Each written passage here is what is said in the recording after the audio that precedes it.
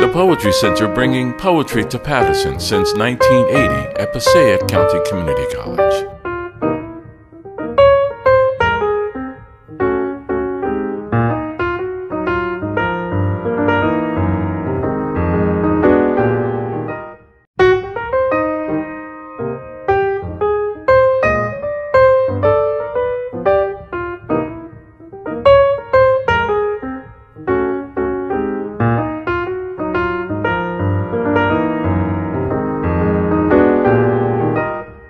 Today we're very fortunate to have two wonderful poets.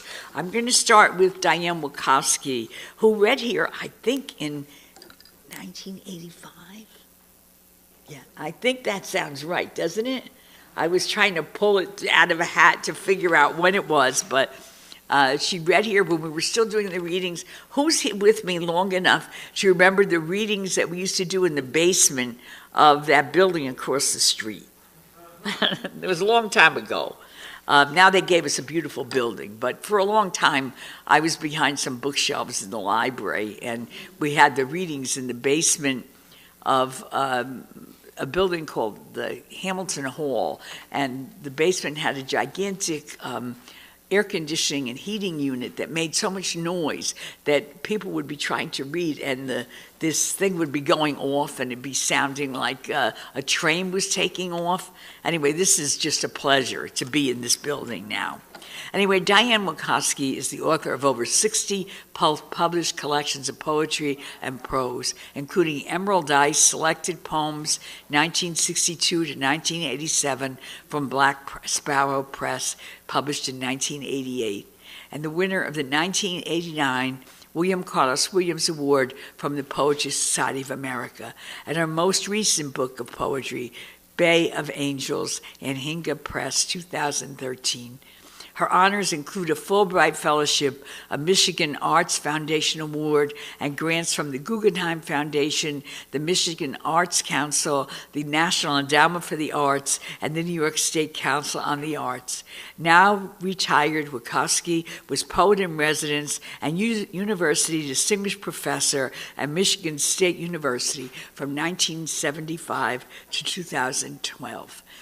Before I introduce Diane, though, I do want to say that I've always admired her bravery in her poems, the honesty, the willingness to really go out on a limb and take a risk in her poems. I love that about your work, and I think you're going to see what I mean when she reads. It's amazing work, it's honest work, it's alive work, and we need all the alive work we can get, because there's an awful lot of dead work out there. Okay, John, help me off of here, and let's welcome Diane Wakoski.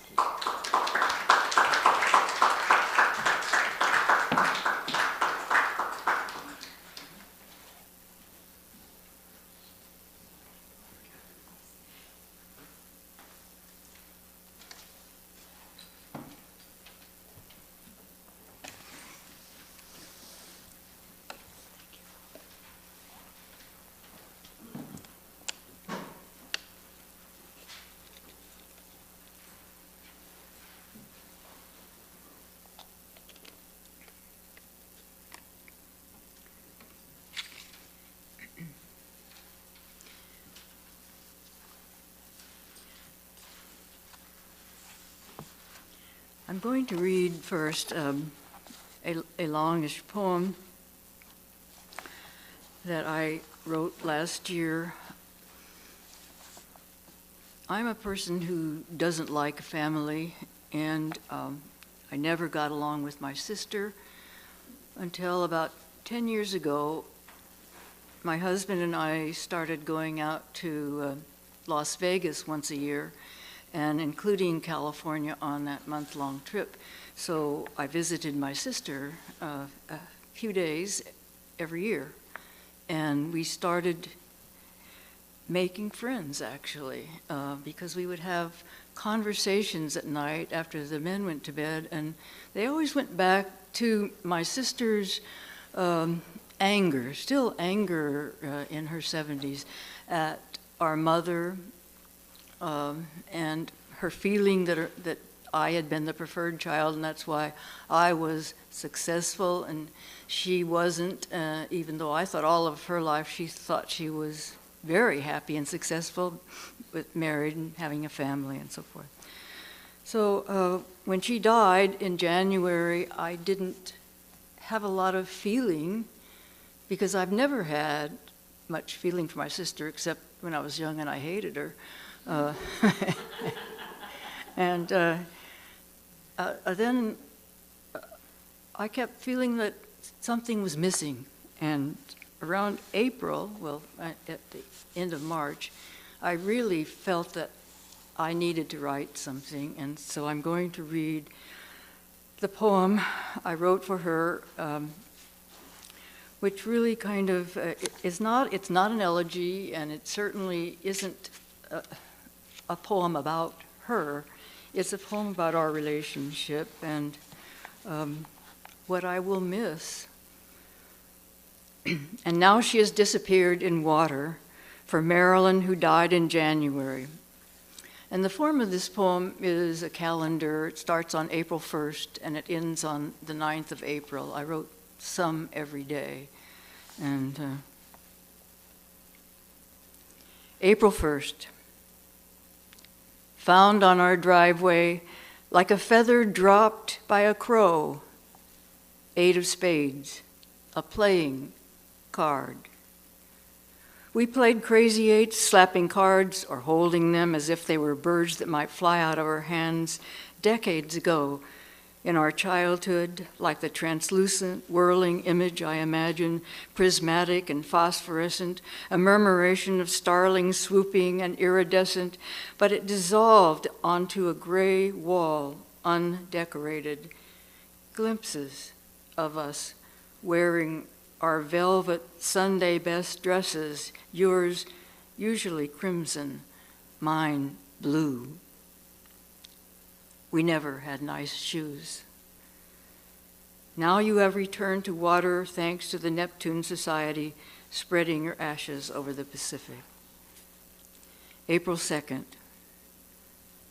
Ceylon tea, that amber cup from Sri Lanka, perpetually known here before Americans became tea drinkers as orange pekoe.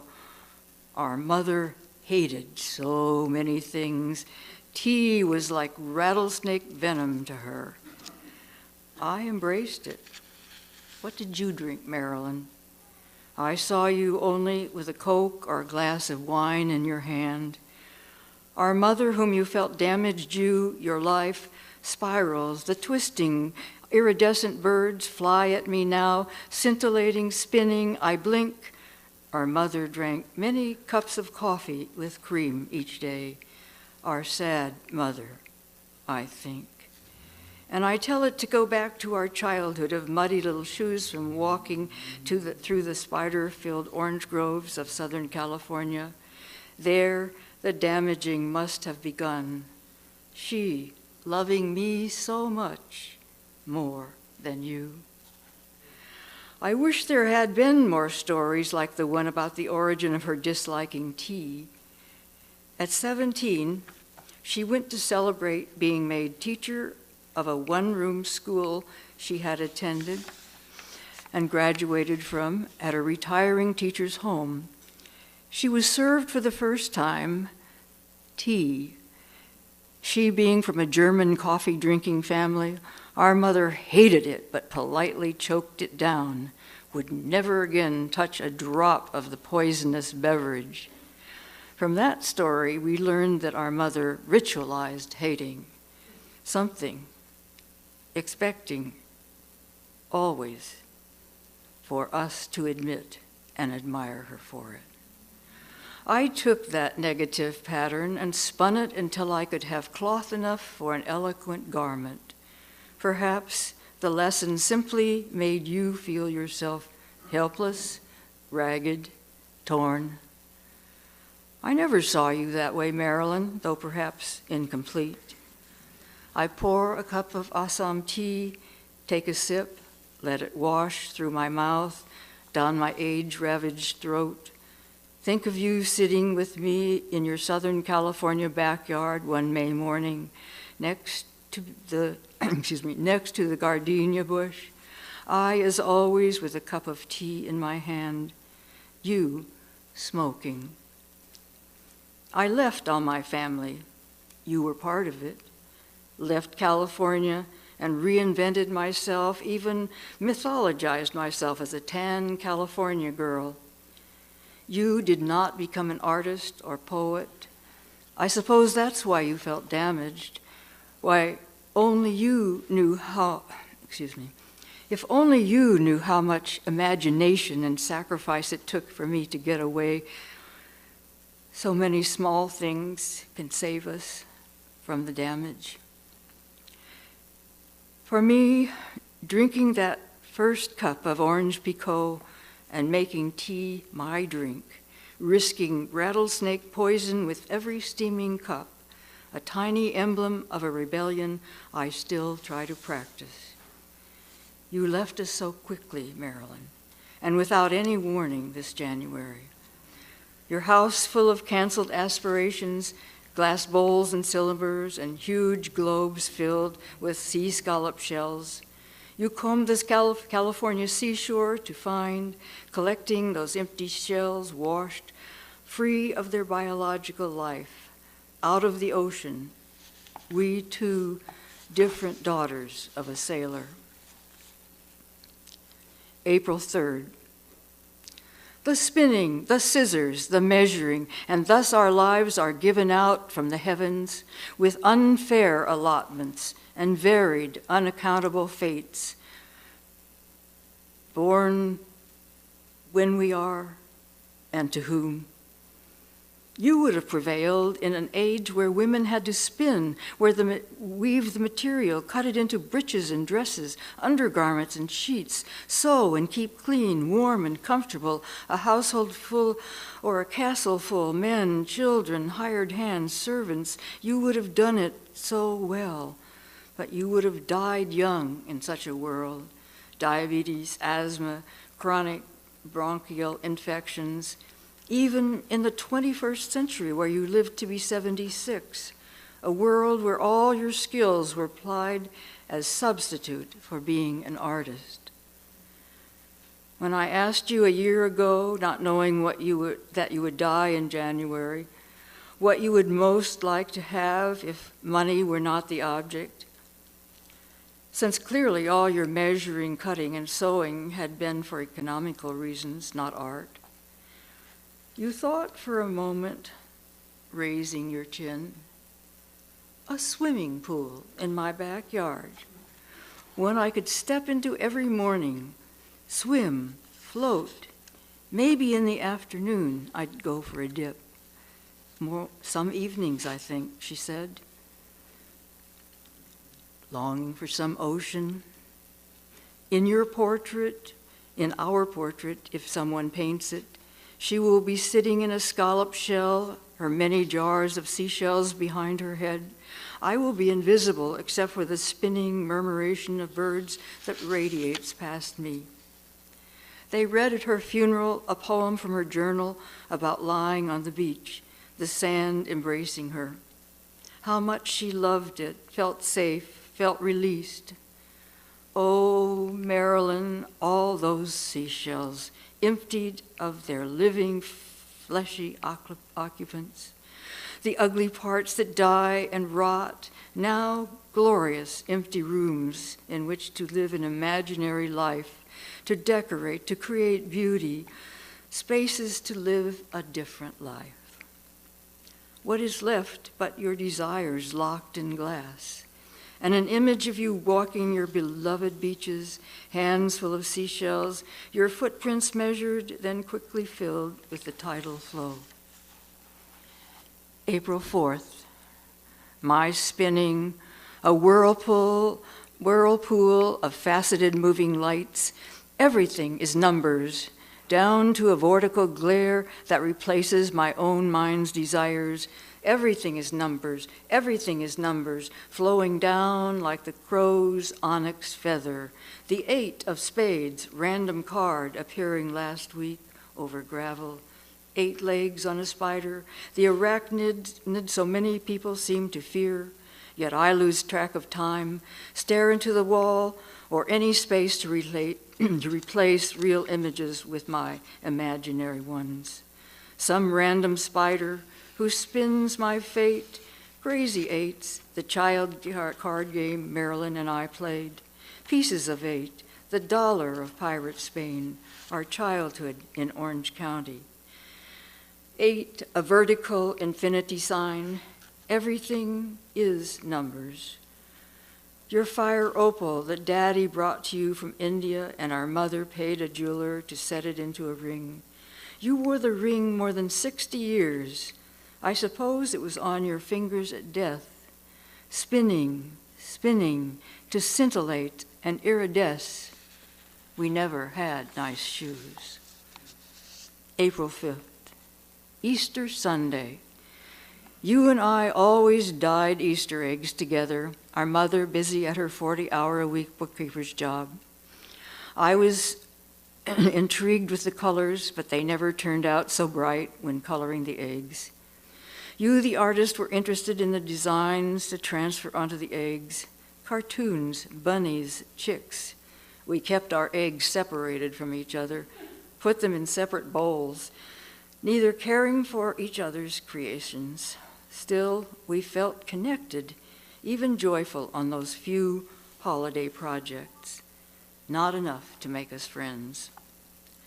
My unwillingness to be like our classmates embarrassed you.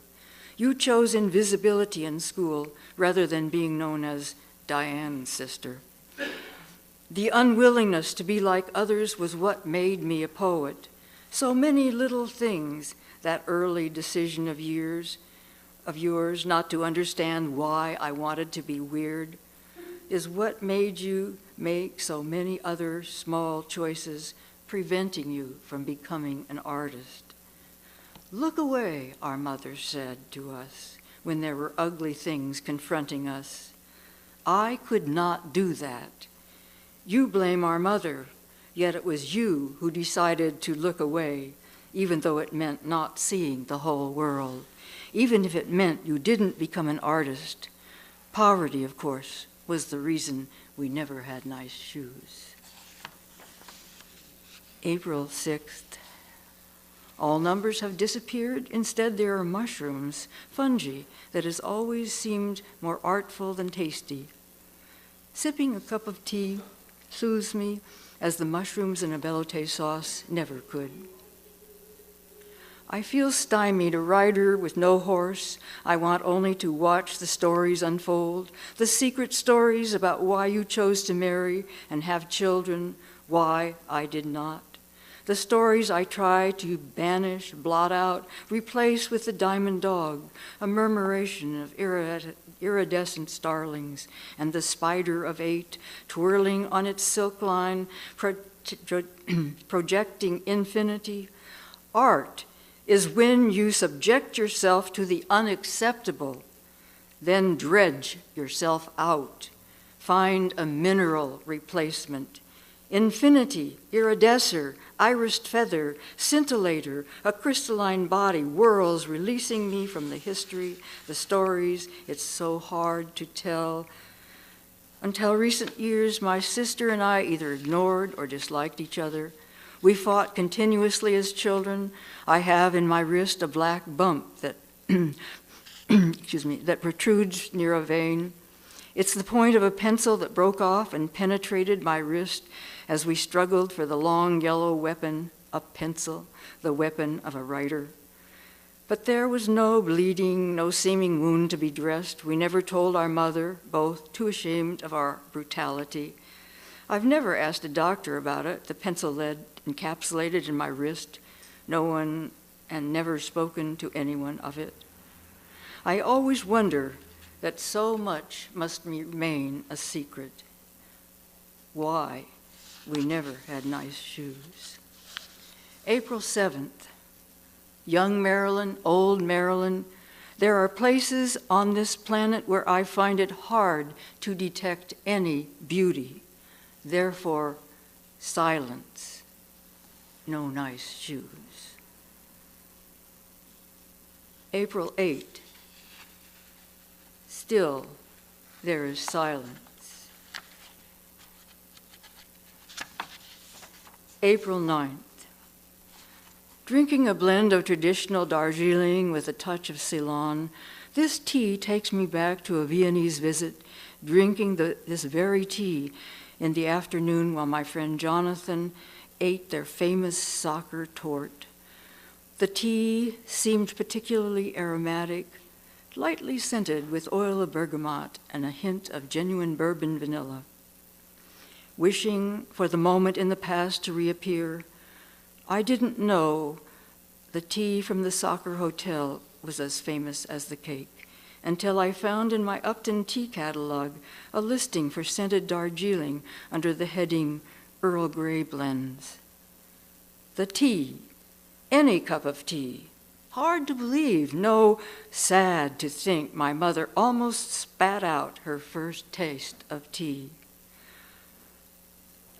What worldly thing must I touch to bring Marilyn back into my sedate life?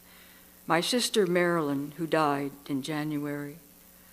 Her hand, I'd like to imagine timidly touching her hand, Marilyn's hand, her right hand on which she wore the fire opal ring. In that hand, she'd be holding a cigarette. Smoke and fire make me think of her, not water, though it was the Pacific Ocean filled with seashells that she was in touch with. My old hands, not really like hers at all. She had big hands for shaping things, while mine are small, like birds. That poem will be published in my new collection at Diamond. My new collection that Anhinga Press will publish April 29th, 2018. And Maria asked me to read two poems, but I'll just read one and I'll finish with that. It's called The Girls.